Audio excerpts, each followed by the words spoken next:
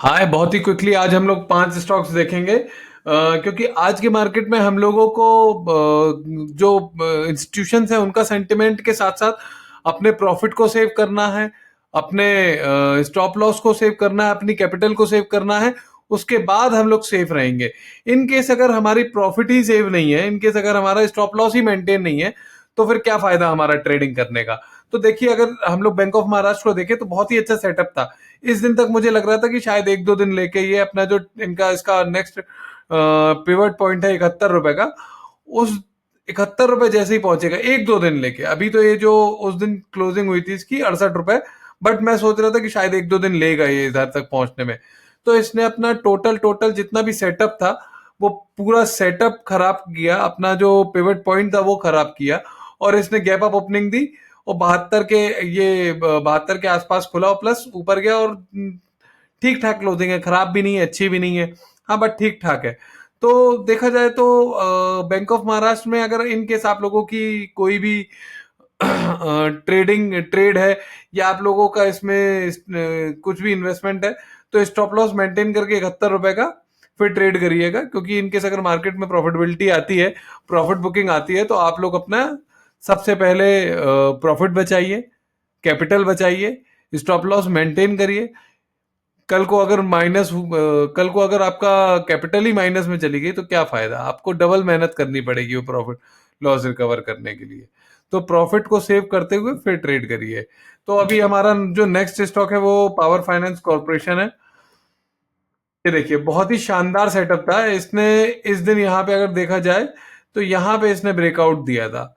Breakout देने के बाद ये देखिए उसने 10 थोड़ा सा ऊपर गया, टेंडे का सपोर्ट लिया। और ये सीरियसली अगर मैंने इसको ध्यान दिया होता तो मैं यहाँ पे ट्रेड लेता इसका 100%।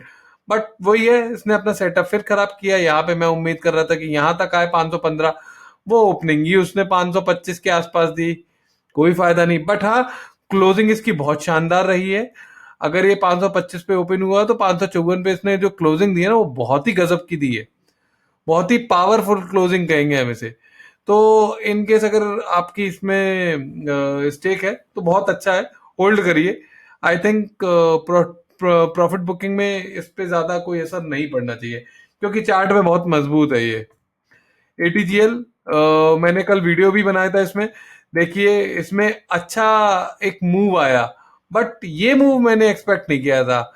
मेरा था कि जिस समय ये पहले एक तो 1050 के आसपास का, 1043 का ब्रेकआउट दे, 1048 का जो पिवट पॉइंट है उस पर ब्रेकआउट दे, फिर ये थोड़ा ऊपर चले। ये तो भाई साहब ऊपर ही खुले हैं ये ऊपर खुले हैं 1190 के आसपास, वहां से नीचे आए हैं ये 1100। और अगर आप इसको 5 मिनट के चार्ट में देखें तो ये देखिए, ये यहाँ पे ओपन हुई फिर नीचे चलते चले आ रहे, कहीं भी इसने रिकवरी शो करी है? बिल्कुल जरा सी रिकवरी। आप 1100 के रेंज में पहुंच के 1125 पे पहुंचे हैं। भाई, ये रिकवरी नहीं होती है। ये आपको इंस्टीट्यूशंस माल बेच रहे हैं, रिटेलर्स को माल पकड़ाया जा रहा है। तो अपने आप को सेव करिए यहाँ पे। इनकेस अगर आपकी होल्डिंग है तो प्रॉफिट निकाल के अपना बाहर निकलिए। तो नेक्स्ट जो हमारा स्टॉक है वो है अडानी एनर्जी सॉल्यूशन। देखिए, आप थोड़ा सा ध्यान से देखिए, एटीजीएल और अडानी एनर्जी सॉल्यूशन का चार्ट सेम सेम है।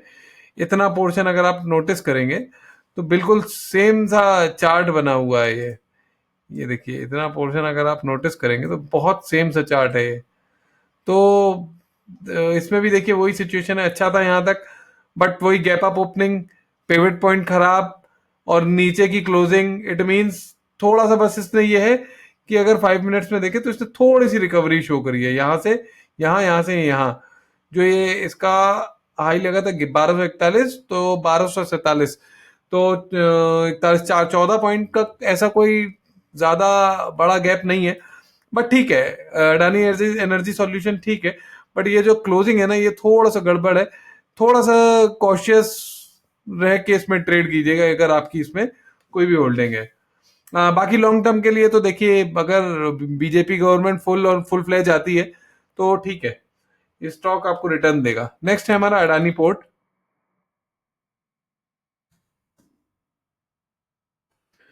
अडानी पोर्ट एंड, देखिए, सही लग रहा था ना ये, बहुत बढ़िया सेटअप था। पिवट पॉइंट पिवट पॉइंट पे ब्रेकआउट, इस दिन 10 डेमा का सपोर्ट, फिर ब्रेकआउट, नया पिवट पॉइंट, अगले दिन बहुत बड़ी गैप अप ओपनिंग, उसके बाद क्लोजिंग भी अच्छी है।